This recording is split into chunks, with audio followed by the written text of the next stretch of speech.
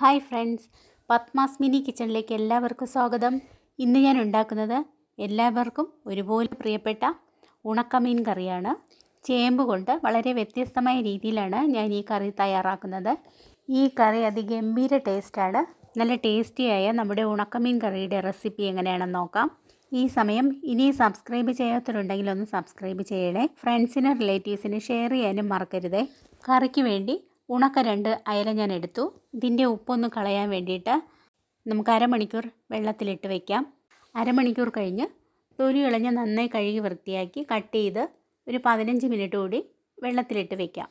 ഇനി ഞാൻ 2 പാൽ ചേമ്പ് എടുത്തിട്ടുണ്ട്. തൊലി കളഞ്ഞ് നന്നായി കഴുകി വൃത്തിയാക്കി ഇതുപോലെ കട്ട് ചെയ്തെടുത്തു. അരമുറി തേങ്ങ ചിരകിയത് എടുത്തിട്ടുണ്ട്. 10 ചെറിയ ഉള്ളി നീളത്തിൽ കട്ട് ചെയ്തതും 2 പച്ചമുളക് നീളത്തിൽ കട്ട് ചെയ്തും എടുത്തു.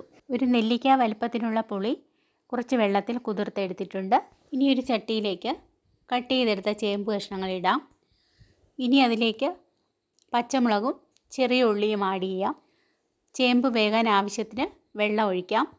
ഇനി 1/2 സ്പൂൺ മഞ്ഞൾപ്പൊടി, 1 സ്പൂൺ കാശ്മീരി ചില്ലി എന്നിവ കൂടി ചേർത്ത് മീഡിയം ഫ്ലെയിമിൽ മൂടി വെച്ച് 6-7 മിനിറ്റ് വേവിക്കാം. ചേമ്പിന് വേവ് കൂടുതലുള്ളതുകൊണ്ടാണ് ആദ്യം വേവിക്കുന്നത്.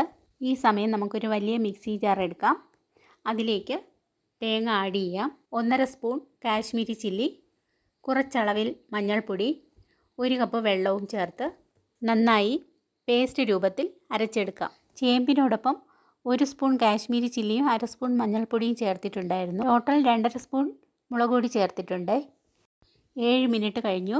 ചേമ്പ് വെന്തിട്ടുണ്ടോ എന്ന് നോക്കാം. ചേമ്പ് വെന്തിട്ടുണ്ട്. ഇനി നമുക്കതിലേക്ക് ഉണക്കമീൻ കഷ്ണങ്ങൾ ഇട്ട് കൊടുക്കാം. അതോടൊപ്പം തന്നെ അരപ്പും ആഡ് ചെയ്ത് ഒന്ന് ഇളക്കി യോജിപ്പിക്കാം. ചേമ്പ് ചേർത്തതുകൊണ്ട് പെട്ടെന്ന് ഗ്രേവി കുറുകിപ്പോവും. അതുകൊണ്ട് അരച്ച ജാറിൽ 1.5 കപ്പ് വെള്ളം ആഡ് ചെയ്ത് ജാർ കഴുകി കറിയിലേക്ക് ഒഴിച്ചു കൊടുക്കാം. ഇനി പുളി കുതിർത്തെടുത്ത പുളിവെള്ളം കൂടി ആഡ് ചെയ്ത് മൂടി വെച്ച് ഒരു 10 മിനിറ്റ് കൂടി നമുക്ക് വേവിച്ചെടുക്കാം. ഉണക്കമീൻ എവിടെ ഉണ്ടാക്കിയാലും ആ വീടിന് പരിസരത്ത് വല്ലാത്തൊരു കൊതിയൂറുന്ന മണമാണ്. നിങ്ങൾക്കും അത് അനുഭവപ്പെട്ടിട്ടില്ലേ? നമ്മുടെ അയലക്കറി നന്നായി തിളച്ച് വെന്തിട്ടുണ്ട്. നല്ല മണം വരുന്നുണ്ട്. സൂപ്പർ മണവും അതിലേറെ ടേസ്റ്റുമാണ്. അയലയ്ക്ക് ആവശ്യത്തിന് ഉപ്പുള്ളതുകൊണ്ട് ഞാൻ പ്രത്യേകിച്ച് ഉപ്പ് ചേർത്തിട്ടില്ല.